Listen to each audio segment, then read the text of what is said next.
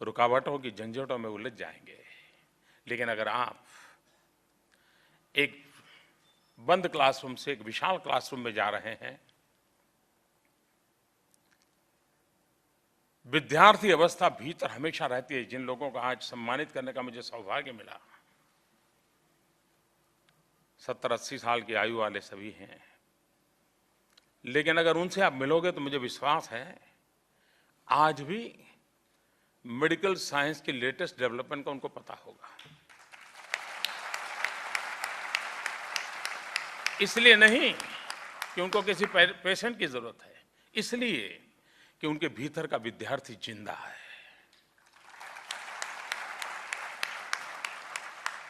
जिसके भीतर का विद्यार्थी जिंदा होता है वो ही जीवन में कुछ कर पाता है, कर गुजरता है। लेकिन अगर यहां से जाने के बाद इंस्टीट्यूट पूरी हुई तो विद्यार्थी जीवन भी पूरा हो गया, ये अगर सोच है तो मैं समझता हूं उसके बड़ा कोई ठहराव नहीं हो सकता है। विद्यार्थी अवस्था, मन की विद्यार्थी अवस्था जीवन के अंतकाल तक जीवन को प्राणवान बनाती है, ऊर्जावान बनाती है। और जिस पल मन की विद्यार्थी अवस्था समाप्त हो जाती है, मृत्यु की तरफ हमारा पहला कदम शुरू हो जाता है। अभी मैं आया तो वो सज्जन बता रहे थे कि लोगों को अचरज है मोदी जी की एनर्जी का। अचरज करने जैसा है नहीं, आप मेडिकल साइंस के लोग हैं, थोड़ा इतना जोड़ दीजिए, हल पर कुछ नया करने की, सीखने की इच्छा। आपके भीतर की ऊर्जा कभी समाप्त नहीं होती है, कभी एनर्जी समाप्त नहीं होती है।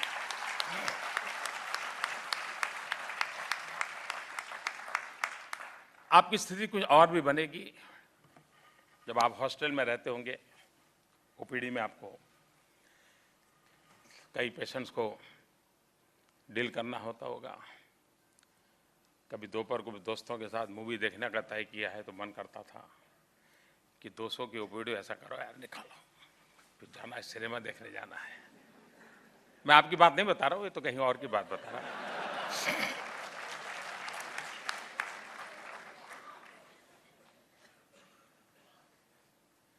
और आपने पेशेंट को कहा होगा ये खाना चाहिए, ये नहीं खाना चाहिए, इतना खाना चाहिए, इतना नहीं खाना चाहिए, सब कहा होगा। लेकिन जैसे ही आप मैस में पहुंचे होंगे, सब साथियों ने मिलकर के स्पर्धा लगाई होगी, आज तो स्पेशल डिश है, स्वीट है, देखते हैं कौन ज्यादा खाता है, ये सब किया होगा। और वही तो जिंदगी होती है दोस्तों। लेकिन आपने किसी को कहा होगा देख ये खाओ, ये मत खाओ, तब जाकर के आपने आपके आत्मा को कभी पूछा यार मैंने तो उसको ये कहा था, मैं तो ये कर रहा हूं। और इसलिए सफलता की पहली शर्त होती है, कल तक की बात अच्छी थी, किया, अच्छा किया, मैं उसको अप्रिशिएट करता हूं। लेकिन आने वाले कल में अगर मैं कैंसर का डॉक्टर हूं और शाम को धुआंधार सिगरेट जलाता रहता हूं और मैं दुनिया को कहूंगा कि भाई इससे कैंसर होता है, तो किसी के गले नहीं उतरेगा। ऊपर से हम एक उदाहरण बन जाएंगे, हाँ यार कैंसर के डॉक्टर सिगरेट पीते हैं तो मुझे क्या फर्क पड़ता है। और इसलिए मैं एक ऐसे व्यवसाय में हूं, मैं एक ऐसे क्षेत्र में कदम रख रहा हूं जहां मेरा जीवन मेरे पेशेंट की जिंदगी बन सकता है। शायद हमने बहुत कम लोगों ने सोचा होगा कि क्या एक डॉक्टर का जीवन पेशेंट की जिंदगी बन सकता है। आप कभी सोचना, आपकी हर मिनट, हर संपर्क, हर बात पेशेंट की जिंदगी बन सकता है। कभी सोच करके देखिए, बहुत कम लोग हैं जो जीवन को इस रूप में देखते हैं। मैं आशा करता हूं आज जो ये नई पीढ़ी जा रही है वो उस पर सोचेगी। उसी प्रकार से हम डॉक्टर बने, कभी अपनी ओर देखें, क्या आपके पिताजी के पास पैसे थे इसलिए आपने पाया? क्या आपके प्रोफेसर बहुत अच्छे थे इसलिए सब हुआ? क्या सरकार ने बहुत बढ़िया इमारत बनाई थी, एम्स बन गया था, इसके कारण हुआ? आप थोड़े मेहनती थे इसलिए हुआ? अगर यही सोच हमारी सीमित रही तो शायद हमें जिंदगी पर देखने का हमारा दृष्टिकोण पूर्णता की ओर हमें नहीं ले जाएगा। कभी सोचिए, यहां पर जब पहले दिन आए होंगे, कोई ऑटो रिक्शा वाला या कोई टैक्सी वाला होगा जिसने आपकी मदद की होगी, बहुत अच्छे ढंग से आपको यहां लाया होगा, पहली बार दिल्ली में कदम रखा होगा बहुतों ने। तो क्या आज उस स्थिति को प्राप्त करते समय आपकी जीवन की यात्रा का पहला चरण जिस ऑटो ड्राइवर के साथ किया, उस टैक्सी वाले के साथ किया, क्या कभी स्मरण आता है? एग्जाम के दिन रहे होंगे, थकान महसूस हुई होगी, रात को 12 बजे पढ़ते पढ़ते कमरे से बाहर निकले होंगे, ठंड की मौसम होगी और एक पेड़ के नीचे कोई चाय बेचने वाला बैठा होगा, आपका मन करता होगा चाय मिल जाए तो अच्छा होगा, रात भर पढ़ना है। और ठंडी रात में सोए हुए उस पेड़ के नीचे सोए हुए चाय बेचने वाले को आपने जगाया होगा, यार चाय पिला दे यार, और उसने अपना चेहरा बिगाड़े बिना आप डॉक्टर बने इसलिए, आपकी एग्जाम अच्छी जाए इसलिए, ठंड में भी जग करके कहीं से दूध ला करके आपको चाय पिलाई होगी, तब जाकर के आपकी जिंदगी की सफलता का आरंभ हुआ होगा। कभी कभार एकाध प्यून भी, कोई पैरामेडिकल स्टाफ का एक बूढ़ा व्यक्ति जिसके पास जीवन का अनुभव का तजुर्बा होगा, उसने कहा होगा नहीं साहब, सिरिंज को ऐसे नहीं पकड़ते, ऐसे पकड़ते हैं। हो सकता है क्लासरूम का वो टीचर नहीं होगा, लेकिन जिंदगी का वो टीचर बना होगा। कितने कितने लोग होंगे जिन्होंने आपकी जिंदगी को बनाया होगा। एक प्रकार से एक बहुत बड़ा कर्ज लेकर के आप जा रहे हैं। अब तक तो अवस्था ऐसी थी कि आपका कर्ज लेना हक भी था, लेकिन अब कर्ज चुकाना जिम्मेवारी है, और इसलिए भली भांति उस हक का उपयोग किया है, अच्छा किया है, लेकिन अब भली भांति उस कर्ज को चुकते कर देना, चुकाना, ये हमारा दायित्व बन जाता है, और उस दायित्व को हम पूरा करें। मुझे विश्वास है कि हम समाज के प्रति हमारा एक दायित्व अपने प्रोफेशन में आगे बढ़ते हुए भी निभा सकते हैं। आप अमीर घर के बेटे हो सकते हैं, गरीब परिवार के बेटे हो सकते हैं, मध्यम वर्ग के परिवार के बेटे बेटी हो सकते हो, लेकिन क्या कभी सोचा है कि आपकी पढ़ाई कैसे हुई है? क्या आपकी फीस के कारण पढ़ाई हुई है? नहीं। क्या स्कॉलरशिप के कारण हुई है? नहीं। इन व्यवस्थाओं का विकास तब हुआ होगा जब किसी गरीब की एक स्कूल बनाने का बजट यहां डाइवर्ट किया गया होगा।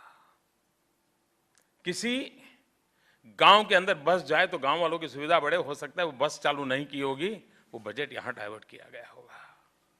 समाज के कई क्षेत्रों के विकास की संभावनाओं को रोक करके इसे डेवलप करने के लिए कभी न कभी प्रयास हुआ होगा। एक प्रकार से उसके हक का छीन करके हमारे पास पहुंचा है, जिसके कारण हम लाभान्वित हैं, और ये जरूरत थी इसलिए करना पड़ा होगा, क्योंकि अगर इतने बड़े देश में मेडिकल प्रोफेशन को बढ़ावा नहीं देते हैं तो देश में बहुत बड़ा संकट आ सकता है, अनिवार्य रहा होगा। लेकिन कोई तो कारण होगा कि समाज के किसी न किसी हक का मैंने लिया है, तब जाकर के मैं इस अवस्था को पहुंचा हूं। क्या मैं हर पल अपने जीवन में उस बात को याद करूंगा कि हाँ भाई, मैं सिर्फ डॉक्टर बना हूं ऐसा नहीं है, ये मेरे सामने आया हुआ हर व्यक्ति किसी न किसी ने कोई न कोई योगदान दिया है, तब जाकर मैं इस अवस्था को पहुंचा हूं। मुझ पर उसका अधिकार है, मुझ पर उसका अधिकार है। मैं नहीं जानता हूं जो लोग यहां से पढ़ाई की और विदेश चले गए, उनके दिल में यह बात पहुंचेगी कि नहीं पहुंचेगी। कभी कभार अपने प्रोफेशन में बहुत आगे निकल गए, और निकलना भी है। हम नहीं चाहते हैं कि सब पिछड़ेपन की अवस्था में ही हमारे साथ ही रहें, लेकिन कभी हम भी तो यार दोस्तों के साथ छुट्टी मनाने जाते हैं। कितने ही पेशेंट क्यों ना हो, कितनी बीमारियों की संभावना क्या ना हो, लेकिन जिंदगी ऐसी है कि भी कभी न कभी उसकी चेतना के लिए 7 दिन 10 दिन अपने साथियों के साथ बाहर जाते हैं। कभी कभार ये भी तो सोचिए कि भले ही बहुत बड़ी जगह पे बैठेंगे, लेकिन कम से कम सब साथियों को लेकर के साल में एक बार 5 दिन 7 दिन दूर सुदूर जंगलों में जाकर के गरीबों के बीच में बैठ करके मेरे पास जो ये ज्ञान है, अनुभव है, कहीं उनके लिए भी तो मैं 7 दिन पूरा 365 दिन करने की जरूरत नहीं है, न कर पाए, लेकिन कभी ये तो कर सकते हैं। अगर इस प्रकार का हम संकल्प करके आज जाते हैं और इतनी बड़ी शक्ति लगती है, समाज की शक्ति से बड़ी कोई शक्ति नहीं हो सकती है। और हम एक समाज के बहुत चेतनवंत पुर्जा है, हम क्या कुछ नहीं कर सकते हैं। उस भाव को लेकर के हम चलते हैं तो हम बहुत बड़ी सेवा समाज की कर सकते हैं। कभी कभार मैंने देखा है सफल डॉक्टर और विफल डॉक्टर के बीच में आपने अंतर कभी देखा है क्या? कुछ डॉक्टर होते हैं जो बीमारी के संबंध में बहुत फोकस होते हैं और इतनी गहराई से उस चीजों को हैंडल करते हैं।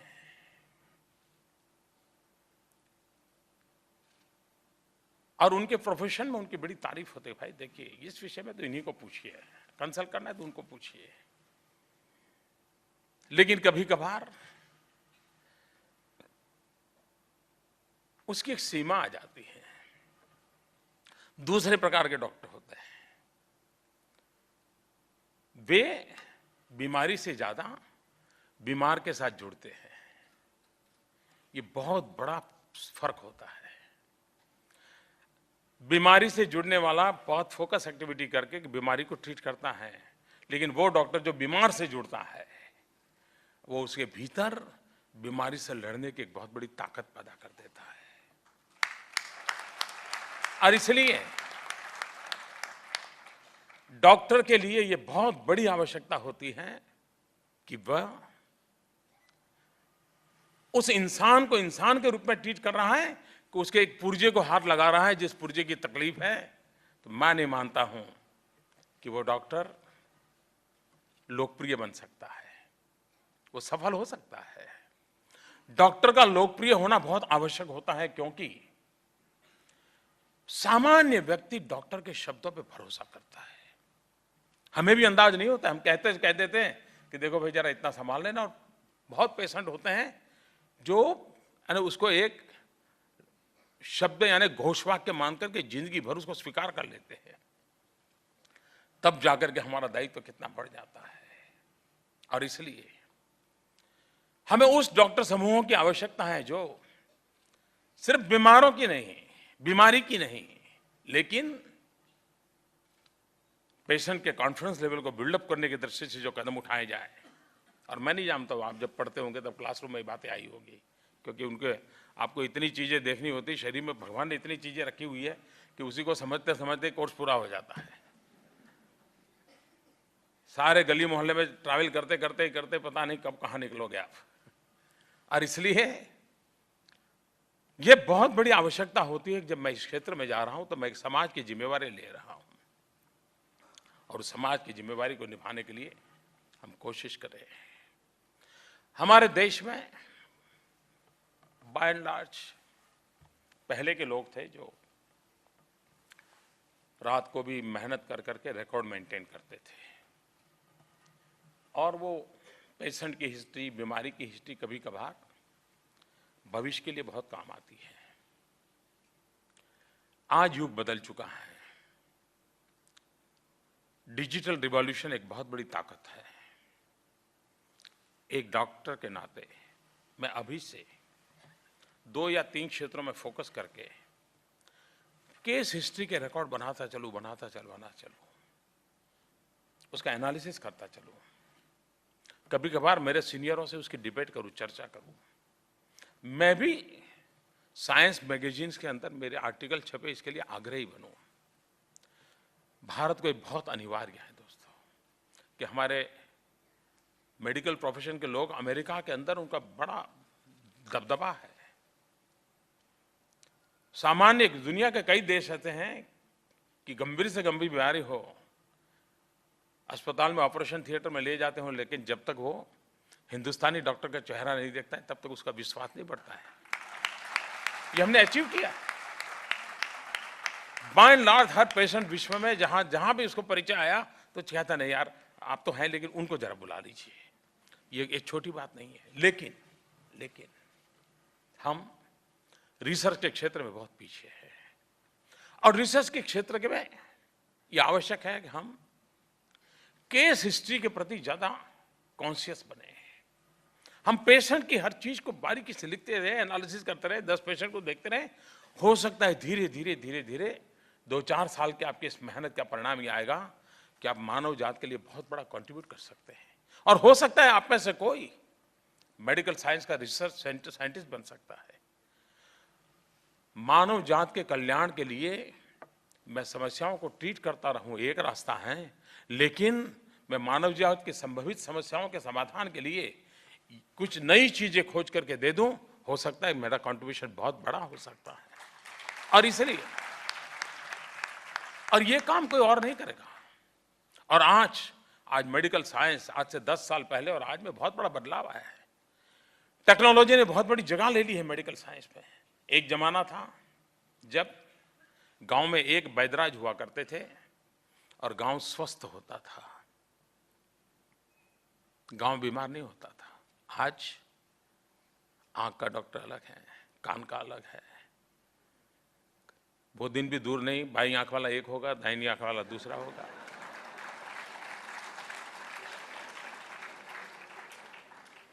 लेकिन एक वैद्यराज गांव स्वस्थ रहता था, बाएं दाएं सब होने के बाद भी स्वस्थता के संबंध में सवाल या निशान लगा रहता है।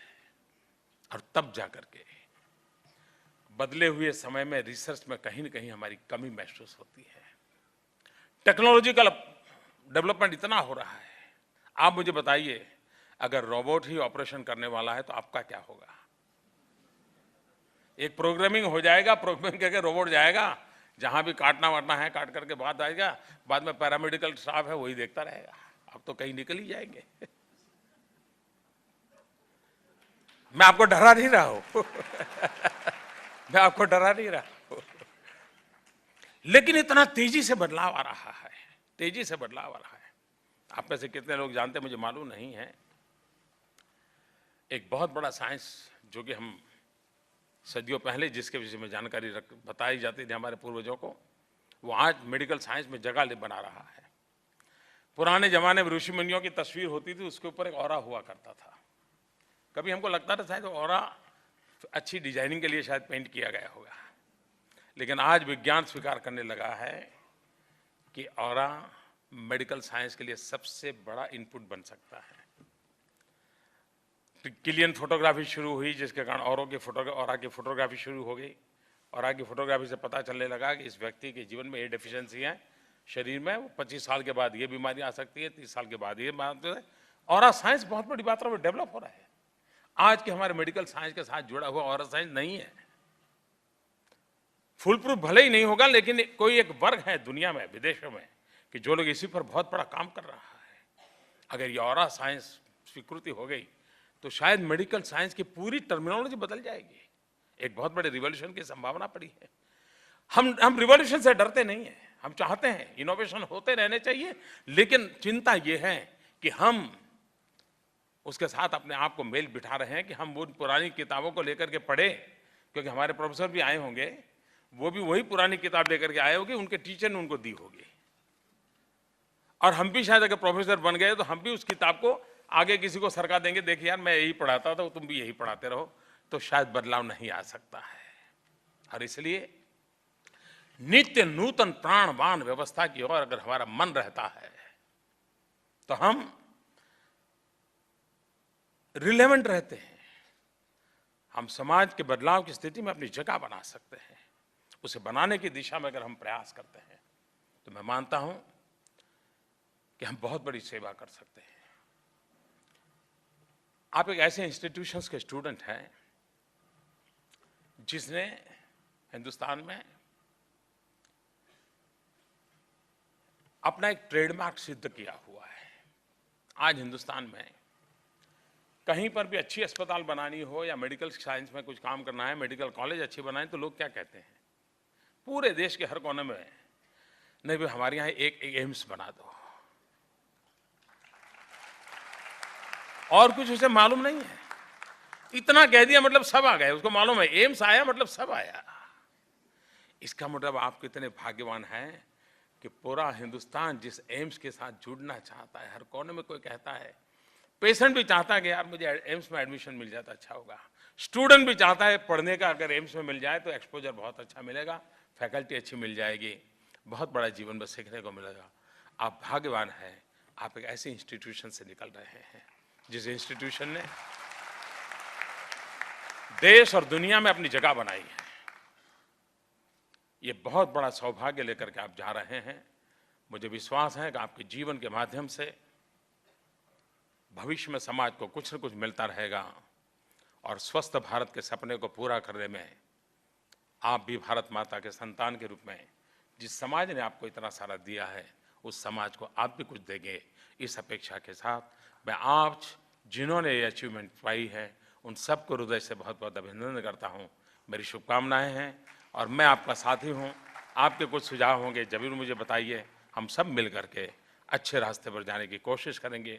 आपके बीच आने का मुझे अवसर मिला, मैं भी हैरान हूँ कि मुझे क्यों बुलाया। न मैं अच्छा पेशेंट हूँ, भगवान करे न बनूं,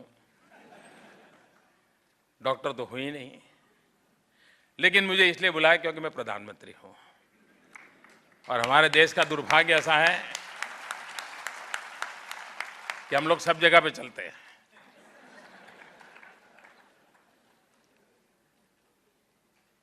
खैर, मुझे आप लोगों को मिलने का अवसर मिला, मैं आपका आभारी हूँ। धन्यवाद।